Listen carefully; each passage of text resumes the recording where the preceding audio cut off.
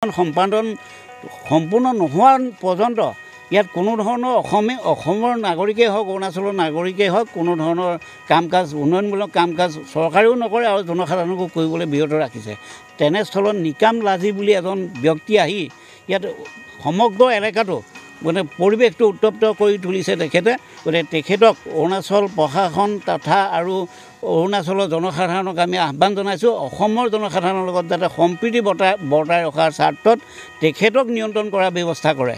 গতিকে এই যিটো ৰাস্তা ৰাজগড়ৰ যিটো ৰাস্তা এই ৰাস্তাটো তেওঁলোকে বনাবলগীয়া নাছিলে। তেওঁলোকে বনোৱাৰ পিছত উত্তৰ দিশে আমাৰ নাৰায়ণপুৰ চাৰ্কুলৰ ৰেভিনিউ মাটি আৰু মানে অন্যান্য অঞ্চলতো তেনেধৰণে উত্তৰ পাৰে তেওঁলোকৰ যিখিনি ৰাস্তাটোৰ ভিতৰত মাটি থাকি গ'ল সেই ৰেভিনিউ মাটিখিনি তেওঁলোকে দখল কৰিলে।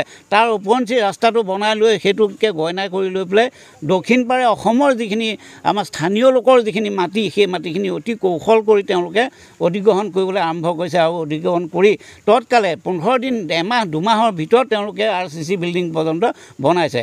তেওঁলোকে কৈছে 2 বছৰ 20 বছৰ এনেকুৱা ধৰণৰ কৌশল কৰি কৈছে, কিন্তু প্ৰকৃততে আজি 2 মাহৰ ভিতৰত এইটো যেতিয়া সীমান্ত চুক্তি সম্পাদনৰ অগ্ৰসৰ যেতিয়া দিশত আগবাঢ়িলে তেওঁলোকে স্থায়ী গৃহ নিৰ্মাণ কৰি পেলাই তেওঁ দখলী স্বত্ব প্ৰতিপন্ন কৰি পেলাই মাটিখিনি তেওঁলোকৰ দখললৈ নিয়া যিটো কৌশল এই কৌশলটো জনসাধাৰণে কিন্তু কোনো কাৰণতে মানি নলয়।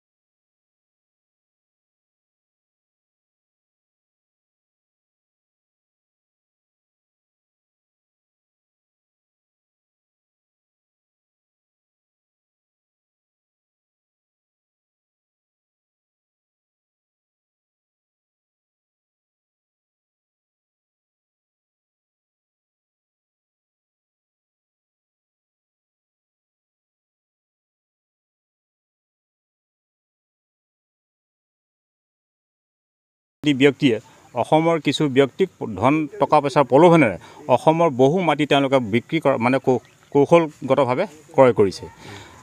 বান্দৰদেৱাৰ পৰা প্ৰায় দূৰপাঙলৈকে প্ৰায় 10,000 মানে প্ৰায় 10 কোটিমান টকাৰ মাটি ইতিমধ্যে বিক্ৰী হৈ গৈছে।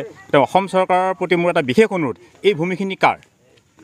যে এই ভূমিখিনি কাৰ ভূমি কোনে কিনিছে? যদি অৰুণাচলৰ ভূমি হয় তেতিয়াহ'লে অৰুণাচলৰ মানুহে কিয় কিনিছে? যদি অসমৰ ভূমি হয় অসমৰ ভূমিয়ে কোনো পাৰ্মিশ্যন নোহোৱাকৈ অসমৰ ব্যক্তি অৰুণাচলৰ ব্যক্তিক কিয় বিক্ৰী কৰিছে? গতিকে এই বিষয়টোৰ ওপৰত অসমৰ প্ৰশাসনে বিশেষভাৱে গুৰুত্ব দিব বুলি মই আশা ৰাখিছোঁ আৰু সীমান্তত শান্তি নিৰাপত্তা বজাই ৰাখি ধৰণৰ বিসংগতি যাতে সৃষ্টি নহয় তাৰ প্ৰতি লক্ষ্য ৰাখি উভয় প্ৰশাসনে কাম কৰিব বুলি আমি আশা ৰাখিছোঁ।